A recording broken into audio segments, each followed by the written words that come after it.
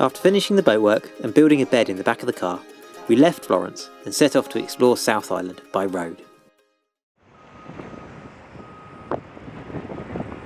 The ferry's been delayed because of the weather. It's forecast to be 50 knots out there, so I'm very glad that we're not on Florence, but it still looks like it's going to be a pretty rough trip. And the wind's blowing the car around on the dock.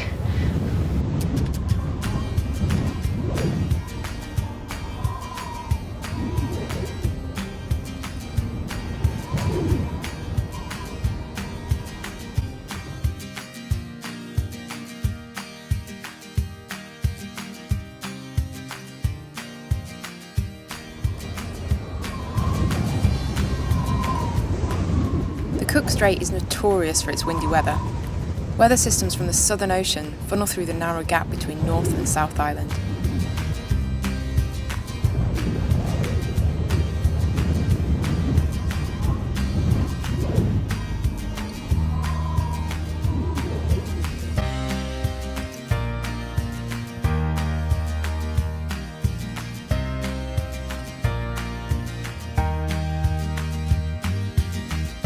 Our first glimpse of South Island reminded us of Scotland, mainly due to the weather.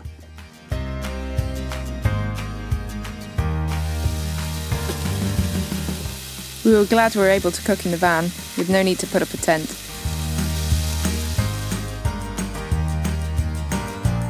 Thankfully, the next day the weather changed and we set out on a section of the Queen Charlotte track.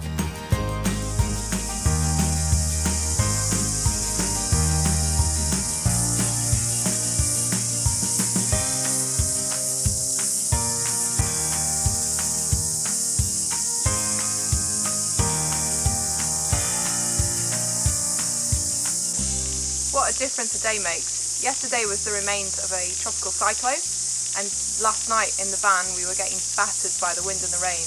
But today is just beautiful. That sound you can hear is cicadas. They're like big crickets about this long, and they make a real racket.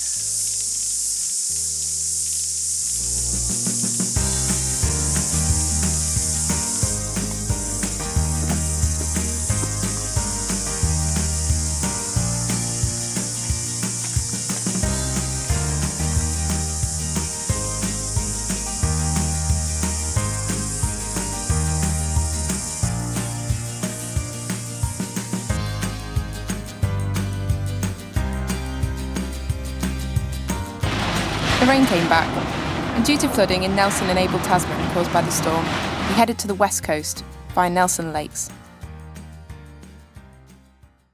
It is ridiculously cold outside and blowing a gale. It's a small world though. Met some of Amy's ex-work colleagues from home, just on the other side of the world. The sight of Mount Robert towering over the lake was beautiful, so we set off to catch a view from the summit.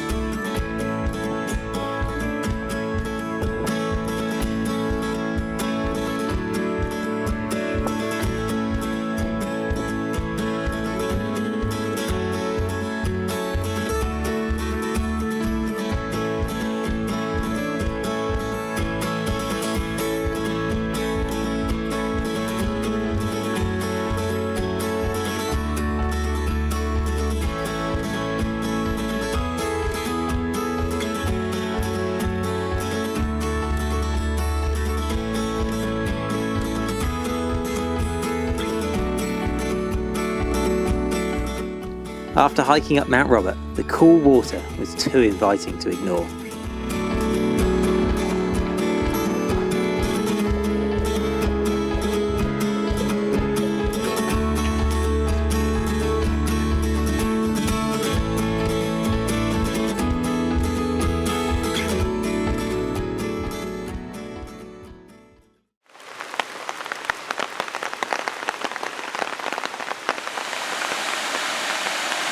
People warned us that the west coast was all about the rain and the sandflies. Good job we came in umbrellas.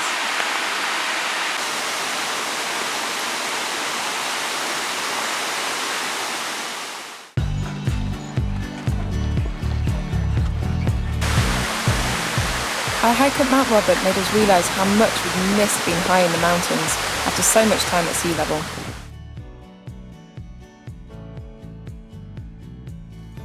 So we only stopped briefly on the west coast before making a left turn into Arthur's Pass to indulge our thirst for the mountains.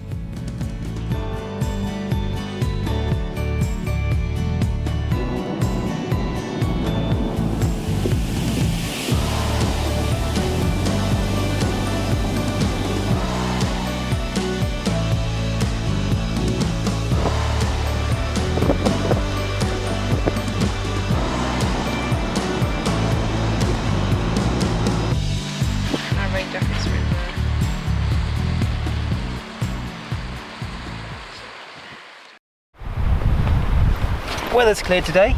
We're in Arthur's Pass and we're going to head up Avalanche Peak. But it's pretty flipping cold. Got 3 jumpers on and thermals, and I'm wishing I had more.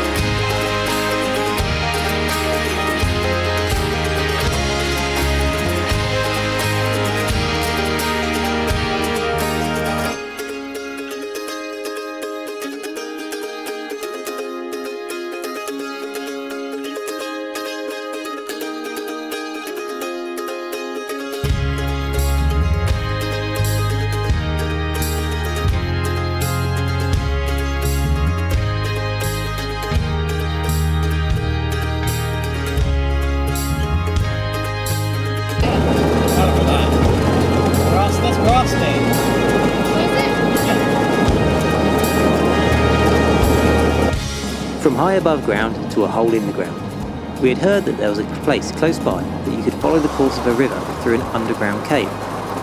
That sounded like fun to us.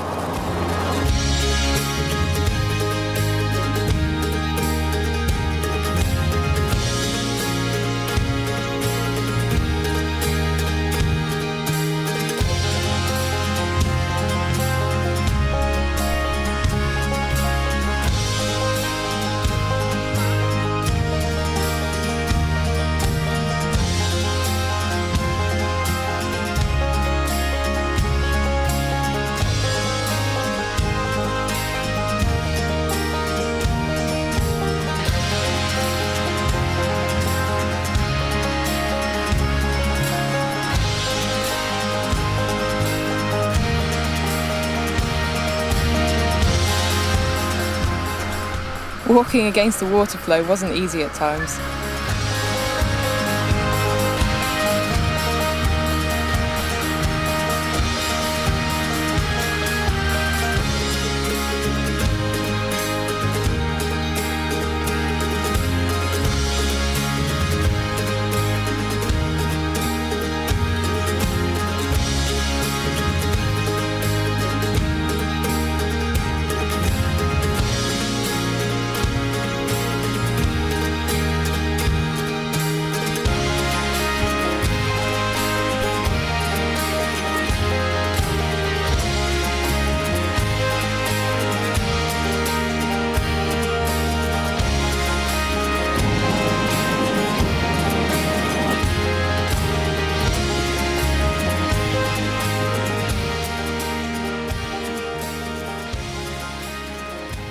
Can't beat a clear day in the mountains.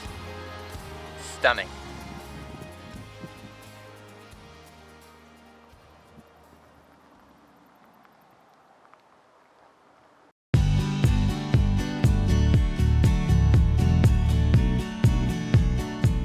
We made a brief detour from the mountains to meet a friend in Christchurch and restock with food, before heading to some beautiful lakes and the Mount Cook National Park.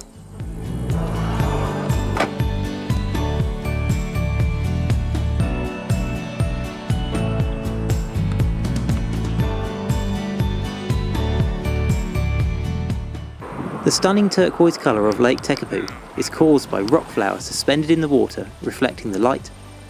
This rock flour comes from glaciers which grind the rocks as they travel down the mountain. Our trip through the mountains was bringing our school geography lessons to life.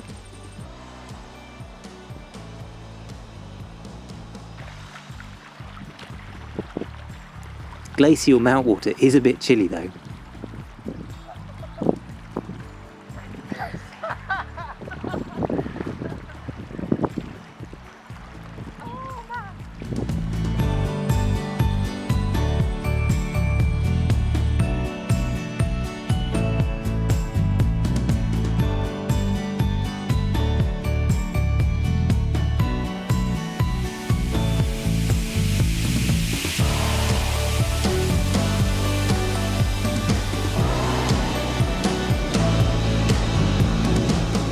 We headed onto the mountains of the Mount Cook National Park.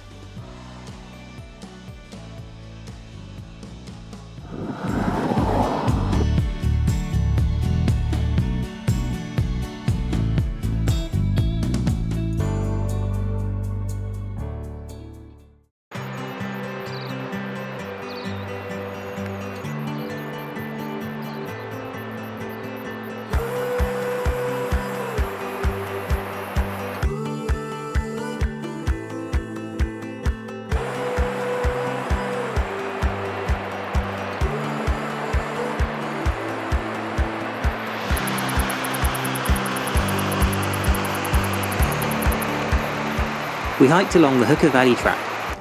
The hike took us to a glacial lake, complete with mini icebergs.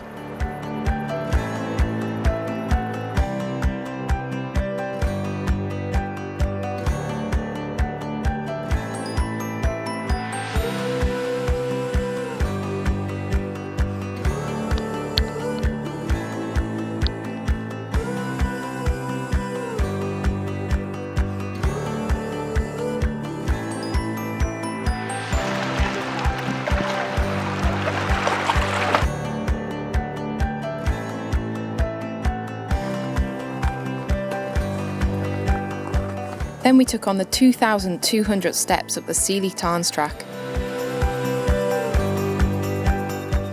The track rapidly climbed 600 metres, but when we got there, the cloud was unfortunately too low to see the full view.